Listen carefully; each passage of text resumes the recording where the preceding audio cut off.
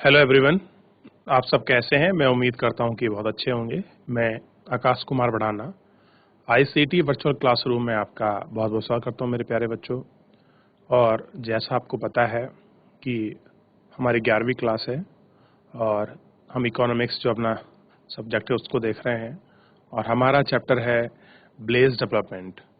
Clear है? ग्रामीण विकास को हम लोग अपने लेक्चर को देख रहे हैं। ग्रामीण विकास के अंतर्गत हम लोगों ने सबसे पहले जो ग्रामीण विकास की मूलभूत चीजें थी उन सबको पढ़ लिया था। फिर हम लोगों ने ग्रामीण की जो साख और जो आपकी विपणन व्यवस्था है उसको हम लोग देख रहे थे। हमने साख व्यवस्था को अच्छा देखा। कल हम लोगों ने आपका विपणन व्यवस्था को पढ़ा और विपणन व्यवस्था को जानने का प्रयास किया कि क्या चीजें हैं, किस प्रकार की हैं। उन सारी चीजों को देखकर हमने एक एक करके सारी चीजों को समझा। आज हम लोग वहाँ से लेक्चर प्रारंभ करेंगे जहाँ से हमारा लेक्चर अंतिम छूट गया था, उससे आगे कंटिन्यू करेंगे और हम विपणन व्यवस्था को एक एक करके बहुत सही तरीके से हम उसको पढ़ेंगे, देखेंगे और समझेंगे कि आखिर में क्या व्यवस्था है, क्या सारी चीज़ें हैं। एक एक करके हम सारी चीज़ों को पढ़ लेंगे और समझ लेंगे। क्लियर है? मैं उम्मीद करता हूँ कि आप सबको जो है बच्चों लेक्चर समझ आया होगा। और मान लीजिए कोई चीज़ आपको समझ नहीं आती है, किसी प्रकार का आपका प्रश्न है, कोई डाउट है, तो आप लाइव जुड़कर चैट के माध्यम से आप अपना प्रश्न हम तक पहुंचा सकते हैं, कोई भी स्कूल का कोई भी बच्चा। चलिए, अगर कोई आपका प्रश्न नहीं है तो हम चलते हैं सीधा डिजिटल बोर्ड की तरफ। देखिए बच्चों, आपको याद होगा कि हम लोग जो है अपने इस लेक्चर को हम अंतिम यहाँ तक अपना कंप्लीट कर लिए थे, यहाँ पूरा देखे थे। लेकिन उससे पहले मैं एक बार रिवीजन करा दूं। हमारे 6.5 यूनिट चल रही थी उत्पादक गतिविधियों का विविधीकरण। इनको हम लोग एक एक करके बहुत अच्छे से आपका देख रहे थे, इनको जान रहे थे कि क्या स्थिति है, क्या चीज़ें हैं। इन सबको हम लोगों ने बहुत अच्छे से पढ़ा, जाना और समझा, देखा कि क्या स्थिति है विविधीकरण की, क्या सारी चीज़ें हैं। हम एक एक करके स्टेप बाय स्टेप हम हर चीज़ को बहुत अच्छे से पढ़ रहे हैं कि ऐसी चीज़ें आखिर में क्यों हो रही हैं, विविधताएं क्यों हो रही हैं, ये सारी कारण क्या हैं। इन सारे कारणों को हम लोग आपका पढ़ रहे हैं। ठीक। अब देखिए, थोड़ा सा हम लोग जो इसमें बात करेंगे, इसी में हम लोग, आपको ध्यान होगा कि हम इसको अंतिम कर चुके थे यहाँ तक और आज हम लोग इसी के साथ आगे बढ़ेंगे। साथ ही इसमें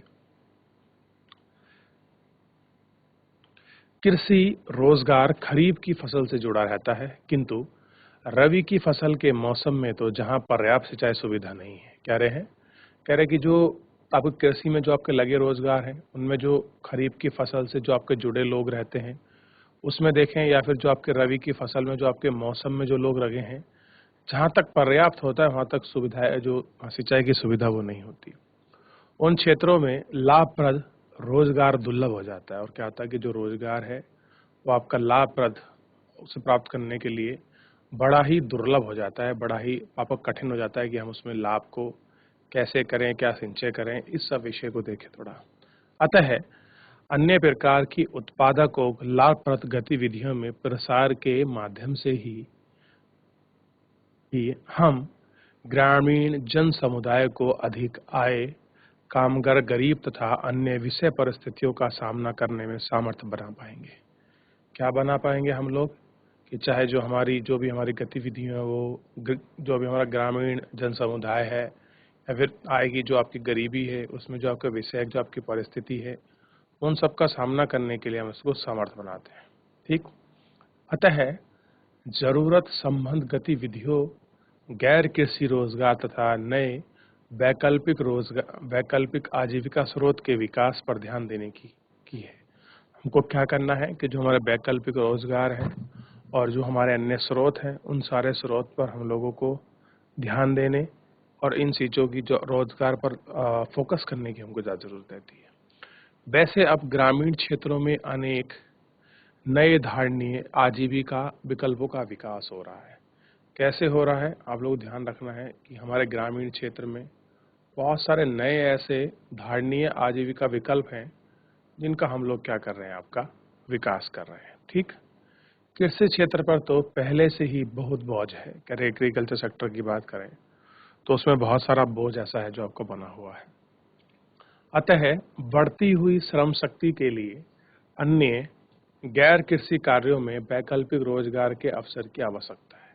कैसा है कि जो आपके गैर कृषि कार्य हैं जिनमें हम लोग आपका बढ़ रहे हैं, इन गैर कृषि कार्यों में बढ़ते जो आपका वैकल्पिक जो आपका रोजगार है उसमें अवसर की हमको क्या है, आवश्यकता है।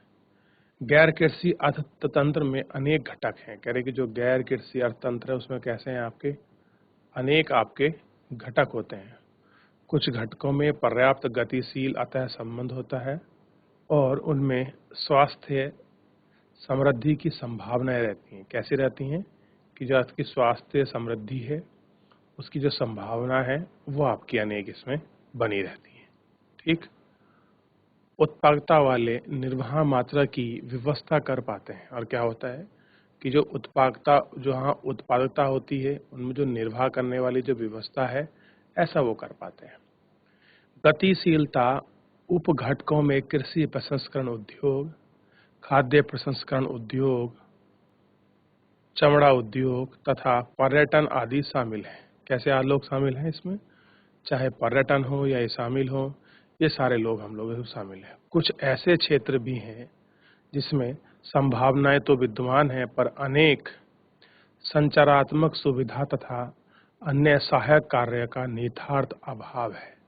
कैसा है कि बहुत सारी हमारे पास संरचनात्मक सुविधाएं हैं, उनका अन्यथा निदाक सहायक जो कार्य निहितार्थ उसमें बसा हुआ है और इस वर्ग में हम परंपरागत जो आपके गृह उद्योग है उसको रख सकते हैं। जैसे मिट्टी के बर्तन बनाना, शिल्प कलाएं, हस्तकारगार, ठीक आदि।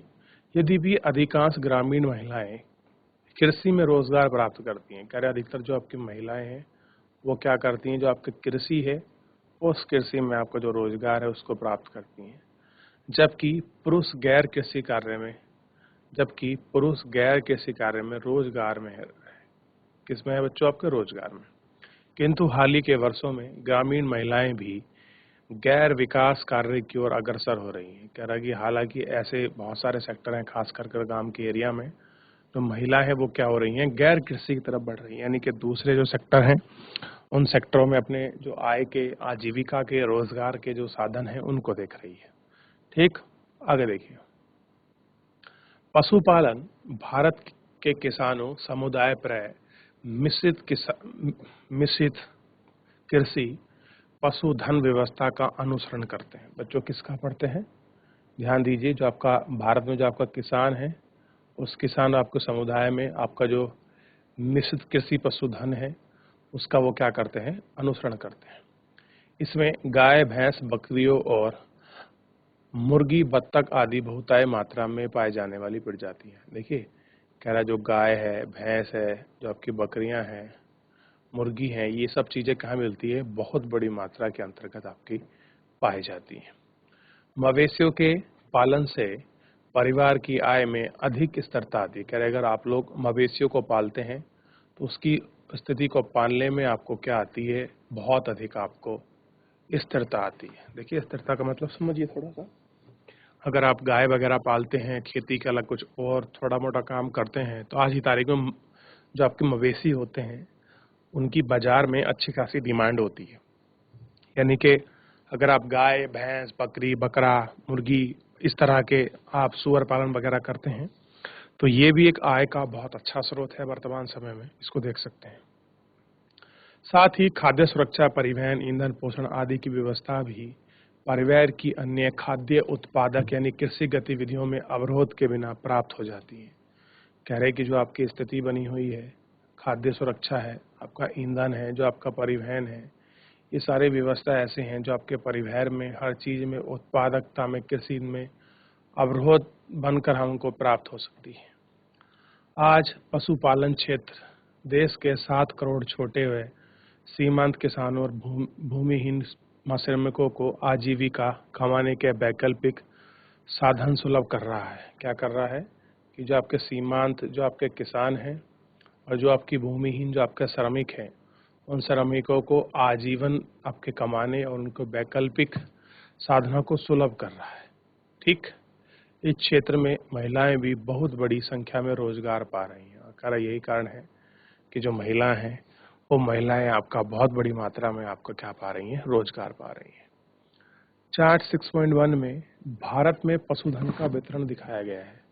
कह रहे हैं कि 6.1 जो है इसमें बताया गया है कि भारत में जो पशुधन वितरण है वो किस प्रकार से है। इसमें सबसे बड़े अंश में 58% मुर्गी पालन होता है तथा अन्य पशुओं में ऊंट, गधे, घोड़े आदि आते हैं। कह रहे बहुत सारी चीजें हैं, जो ऊंट हैं, घोड़े हैं, गधे हैं, ये सब क्या होते हैं, इसमें पाले जाते हैं। सबसे निम्न स्तर खच्चरों तथा टट्टुओं का है। कह रहे सबसे जो नीचे गिरा हुआ है वो खच्चर और जो टट्टू हैं वो उसके अंतर्गत आते हैं। ठीक, अब देखिए एक चित्र दिया है 6.3, ग्रामीण क्षेत्रों में भेड़ पालन आय वृद्धि का महत्वपूर्ण स्रोत है। कह रहे जो गांव है, अगर उस गांव को देखते हैं तो उन गांव पालन में आपको एक बहुत महत्वपूर्ण जो स्रोत है वो आपको दिखाई देगा। अब देखिए 2012 की स्थिति को अगर थोड़ा हम लोग अंदाजा करें तो उसमें देखिए 2012 में भारत में 300 मिलियन मवेशी थे, उसमें से 108 मिलियन भैंसें थीं। पिछले 3 दशकों में भारत के डेयरी उद्योग में बहुत शानदार प्रगति दिखाई दी। क्या भारत का जो आपका डेयरी उद्योग है, उस डेयरी उद्योग में हम लोगों को बहुत शानदार जो आपकी प्रगति है वो हमको दिखाई दी।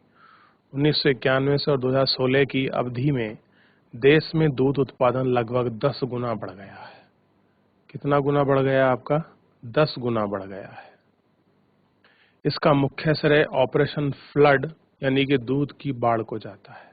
ठीक, यह एक ऐसी प्रणाली है जिसके अंतर्गत सभी किसान अपना क्रय योग्य दूध एकत्रित कर उसकी गुणवत्ता के अनुसार प्रसंस्करण करते हैं और फिर उसी शहरों केंद्रों में सहकारिता के माध्यम से बेचते हैं। कैसे बेचते हैं? जितनी भी सहकारिता बनी हुई हैं उसी के माध्यम से उनको बनाकर आपका बेच जाता है।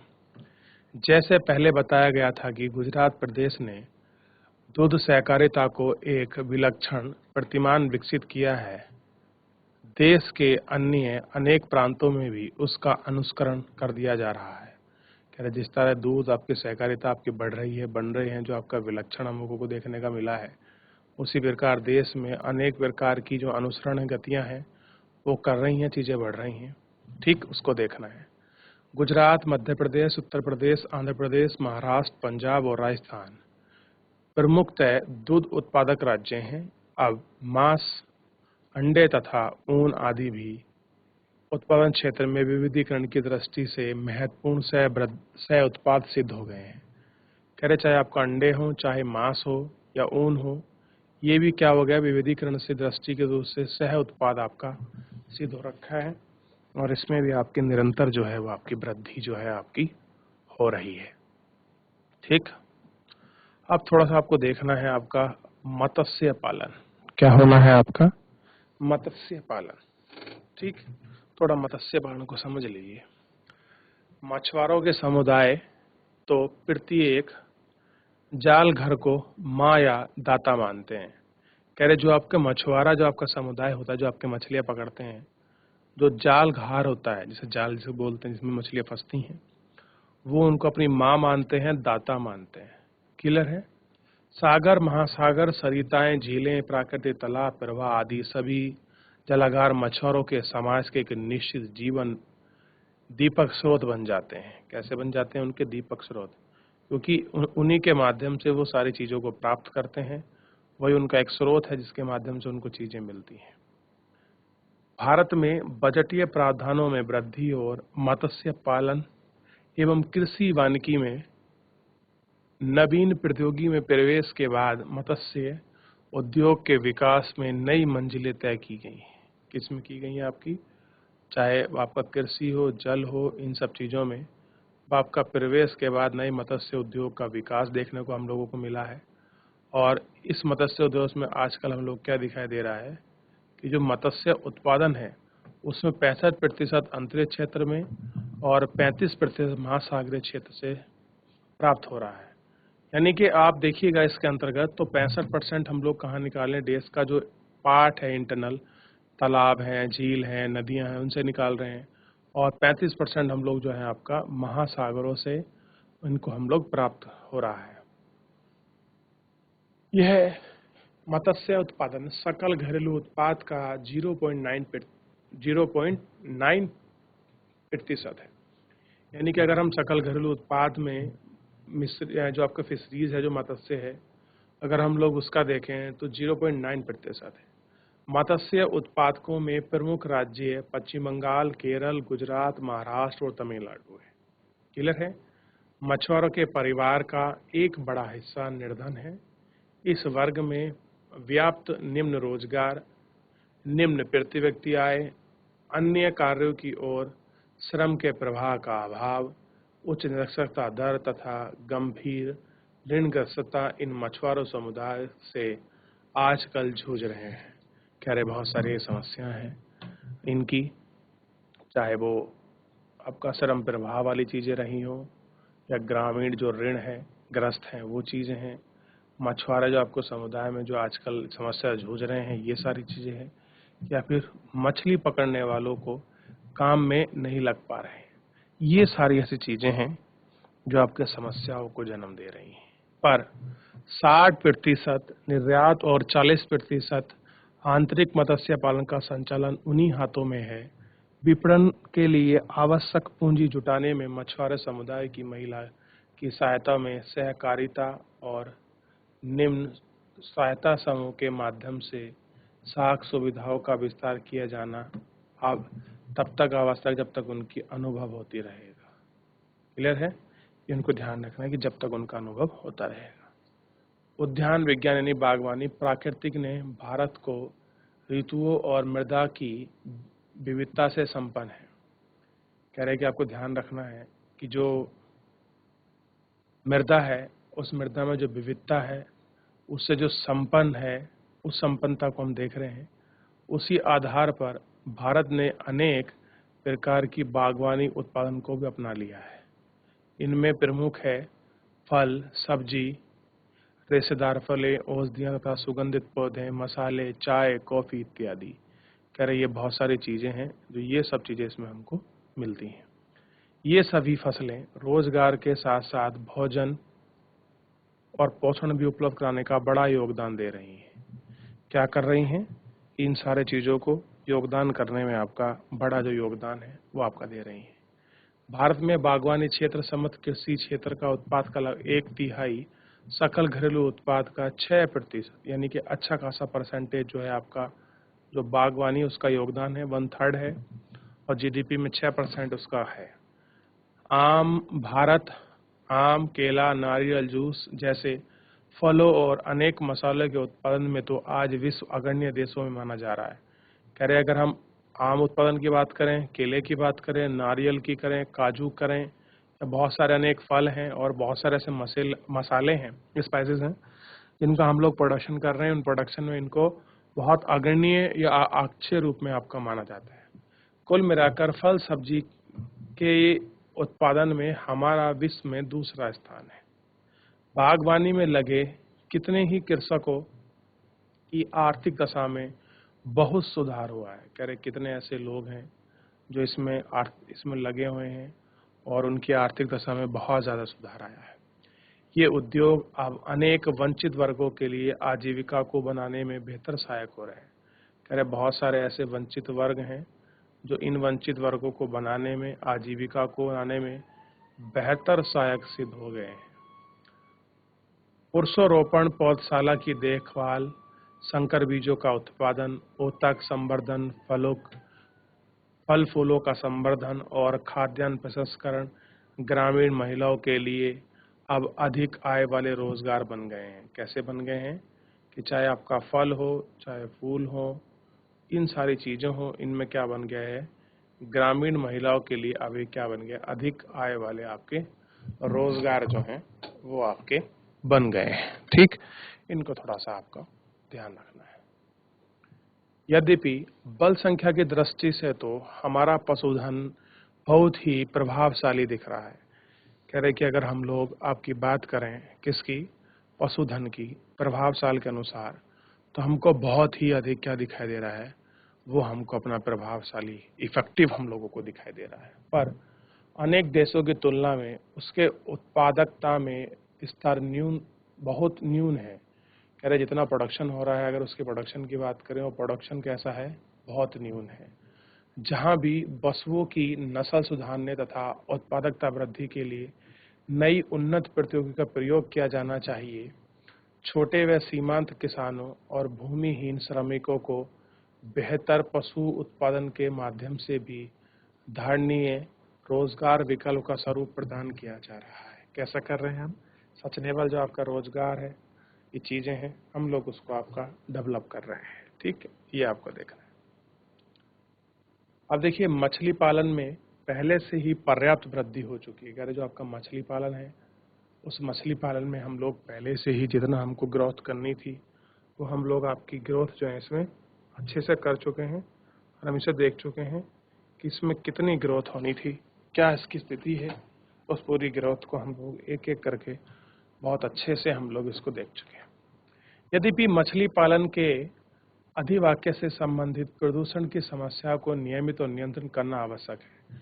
कह रहे जो हम लोग आपका मछली पालन कर रहे हैं, इससे क्या होता है कि आपको कुछ प्रदूषण होता है, उस प्रदूषण की जो आपकी समस्या है उसको नियमित और नियंत्रित करना कैसा है आपका आवश्यक है।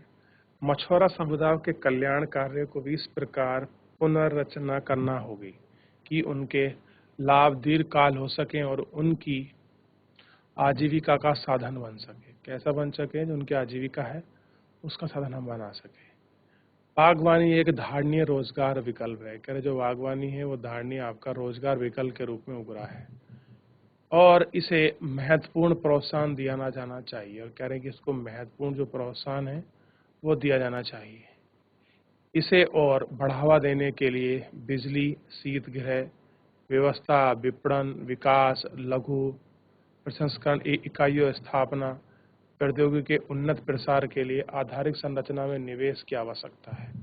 कह रहे हमें इन सारे चीज़ों पर हम लोग अगर इनको करेंगे तो बहुत सारी ऐसी चीज़ें हैं, अगर उन पर निवेश करें, नई नई टेक्नोलॉजी का विकास करें, तो हमको बहुत सारी चीज़ें ऐसी हैं जो आपकी नियत और निरंतर रूप से आपकी मिल सकती हैं और वो आपका बढ़ सकती हैं।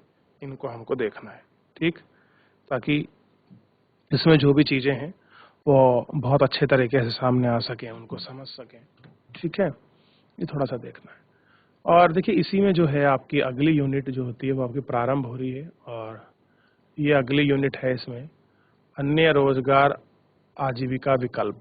कह रहे हैं कि अन्य रोजगार के और जो अन्य आजीविका के विकल्पों की बात करें तो सूचना प्रौद्योगिकी ने भारतीय अर्थव्यवस्था के अनेक क्षेत्रों में क्रांतिकारी परिवर्तन ला दिया। कह रहे जो भारतीय अर्थव्यवस्था है उसमें अनेक क्षेत्रों में क्या कर दिए गए हैं कि जो क्रांतिकारी परिवर्तन है वो ला दिए गए हैं। 21वीं शताब्दी में देश में खाद्य सुरक्षा और धारणीय विकास में सूचना प्रौद्योगिकी निर्णायक योगदान दे सकती है। कह रहे कि जो 21वीं सदी है, अगर हम लोग खाद्य सुरक्षा की बात कर रहे हैं, सस्टेनेबल जो डेवलपमेंट है उसकी बात कर रहे हैं, इसमें जो अपना सूचना जो प्रौद्योगिकी है, इंफॉर्मेशन टेक्नोलॉजी है, वो बहुत बड़ा आपका निर्णायक जो है आपको योगदान दे सकती है। सूचना और उपयुक्त सॉफ्टवेयर का प्रयोग कर सरकार सहजता से ही खाद्य असुरक्षा की आशंका वाले क्षेत्रों में पहले पूर्वानुमान अनुमान लगा सकती है।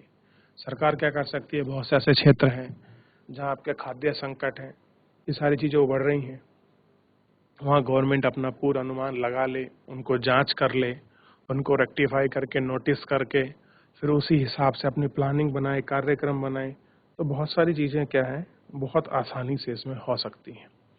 इस तरह से कह रहा है कि इस तरह से समाज ऐसी विपत्तियों की संभावनाओं को कम या पूरी तरह से समाप्त करने में सफल हो सकता है कि अगर सूचना एवं प्रौद्योगिकी टेक्नोलॉजी आ रही है, अगर हम उसको निर्णायक रूप से उसको प्रयोग कर पाए तो ये मान लीजिए तो जितना हम सोच रहे हैं कि जितनी उन व्यवस्थाओं को जो कुप्रभाव है, इम्पैक्ट है, हम उनको बहुत हद तक कम कर पाएंगे। इस तरह से समाज ऐसी विपत्तियों की संभावनाओं को पूर्ण समाप्त करने में सफल हो सकता है। कृषि क्षेत्र में तो इसके विशेष योगदान हो सकते हैं। करें एग्रीकल्चर में तो हम लोग इसके विशेष जो इम्पैक्ट है उसको भी हम लोग आपका देख सकते हैं कि जो कृषि क्षेत्र है उसमें विशेष इम्पैक्ट क्या है, उसका विशेष योगदान क्या है, उसको हम देख सकते हैं। इस प्रौद्योगिकी द्वारा उद्यमी तकनीकों, कीमतों, मौसम तथा विभिन्न प्रकार की फसलों, ऋणों, मृदाओं की उपयुक्तता की जानकारी का प्रसार हो सकता है। क्या हो सकता है? इन सब चीज़ों का जो प्रसार है वो आपका हो सकता है। आपने अपने आप में सूचना प्रौद्योगिकी कुछ भी नहीं बदल सकती, किंतु समाज में सृजनात्मक संभाव्यता और उसके ज्ञान संचय के रूप में कार्य कर सकती है। इसमें ग्रामीण क्षेत्रों में बड़े स्तर पर रोजगार के अवसरों का उत्पादन करने की संभाव्यता है। भारत में अनेक भागों में सूचना प्रौद्योगिकी का प्रयोग ग्रामीण विकास के लिए भी हो रहा है। कह रहे बहुत सारी ऐसी चीजें हैं जिनका प्रयोग हम लोग सूचना एवं प्रौद्योगिकी और जो आपका ग्रामीण विकास है, इन सब के लिए हम लोग आपका बहुत निरंतरता से बहुत अच्छे से कर सकते हैं। और ऐसा नहीं है कि सूचना जो प्रौद्योगिकी अपने आप में विकास करेगी, उसके लिए बहुत सारे तंत्र होना, बहुत सारी व्यवस्था होना और बहुत सारी चीजें होना ही आपका अपने आप में एक जटिलतम और रूप है, जिसको आप लोग समझ सकते हैं, देख सकते हैं कि कैसे कैसे उसको बना है। ठीक है, आप इनको समझिए। अब देखिए, एक शब्द बड़ा फेमस हो रहा है, आपको ध्यान देगा। एक चीज है जो आपको पढ़नी भी चाहिए आपको, वो है आपका जैविक भोजन। ठीक है, ऑर्गेनिक फूड बड़ा डिमांड में है कि ऑर्गेनिक फूड होता क्या है। थोड़ा इसको पढ़ लीजिए ताकि आपको सारी चीजें क्लियर हो जाएं ऑर्गेनिक फूड की। देखिए, विश्व में जैविक भोजन की लोकप्रियता बढ़ रही है। कहाँ बढ़ रही है बच्चों? पूरे विश्व में। अनेक देशों में अब खाद्यान्न उत्पाद व्यवस्था का 10% जैविक कृषि द्वारा उत्पादन होता है। कह रहे जितना देश में खाद्यान्न उत्पादन हो रहा है, उस खाद्यान्न में 10% कैसा है आपका जैविक है, ऑर्गेनिक है। अनेक खुदरा व्यापारी श्रृंखला और सुपर बाजार जब जैविक खाद्य पदार्थ की बिक्री पर आधारित हरित स्थिति प्रमाण पर चिन्ह अलंकित हो चुका है। साथ ही जैविक खाद्य पदार्थ की कीमत परंपरागत तुलना में 10 या 100% से अधिक होती है। किससे होती है? 10 या 100 जो आपका प्रतिशत है, उससे कैसी होती है? कम होती है। तो ये जो सारी चीज है, ये सारी चीज में आपको जो उपस्थिति है वो इसमें दिखाई देती है। क्लियर है? आप इसकी उपस्थिति को समझ सकते हैं कि क्या समस्या है। तो बच्चों, आपको देखने की आवश्यकता है, समझने की आवश्यकता है कि किस प्रकार से जो ऑर्गेनिक फूड है वो वर्तमान में जो वैश्विक स्तर पर उसकी मांग बहुत बढ़ रही है। क्योंकि आपने सुना होगा कि भारत सरकार ऑर्गेनिक कृषि के लिए निरंतर आपका प्रयास कर रही है कि हम लोग क्या कर सकें, ऑर्गेनिक जो फार्मिंग है हम लोग उसको बढ़ावा दे सकें। क्योंकि ऑर्गेनिक फार्मिंग के माध्यम से जितने भी हमारे शरीर में जो नई नई बीमारियां आ रही हैं, नए नए विकार आ रहे हैं, हम उनको रोक सकें। और क्योंकि ऑर्गेनिक फार्मिंग में क्या होगा, जो हम लोग पेस्टिसाइड्स वगैरह यूज करते हैं, उर्वरक जितना हम यूज करते हैं, उन चीजों को यूज ना कर कर हम लोग जो आपका गोबर है, नीम की खाद है, इस प्रकार जो डिकम्पोज है बायो आपका चीजें हम लोग खुद बना सकते हैं, जिनमें आपका किसी प्रकार की जैविक चीजें ना हो। उन सभी के माध्यम से हम लोग इनको बहुत अच्छे से उनको पढ़ पाएं, देख पाएं, उनको जान पाएं। इसलिए सरकार की ये कोशिश है कि जो ऑर्गेनिक फार्मिंग है उसको निरंतर आपका बढ़ाया जाए, निरंतर उसको आपका समझा जाए और आपका देखा जाए। इसलिए सरकार बहुत सारे प्रयास कर रही है और वर्तमान में ऑर्गेनिक खेती को बढ़ावा देने के लिए सरकार बहुत सारी योजनाएं ला रही है और बहुत सारी चीजों को भी आपका कर रही है। क्लियर है बच्चों? तो आजीविका के बहुत सारे स्रोतों को हमने अपने लेक्चर के माध्यम से उनको पढ़ा और समझा और देखा है। तो आज के लिए इतना ही बच्चों, मिलते हैं नेक्स्ट लेक्चर में। तो तब तक के लिए अपना ध्यान रखिए, स्वस्थ रहिए और अपनी पढ़ाई को बहुत अच्छे से करते रहिए। मुझसे जुड़ने के लिए आपका बहुत बहुत धन्यवाद बच्चों।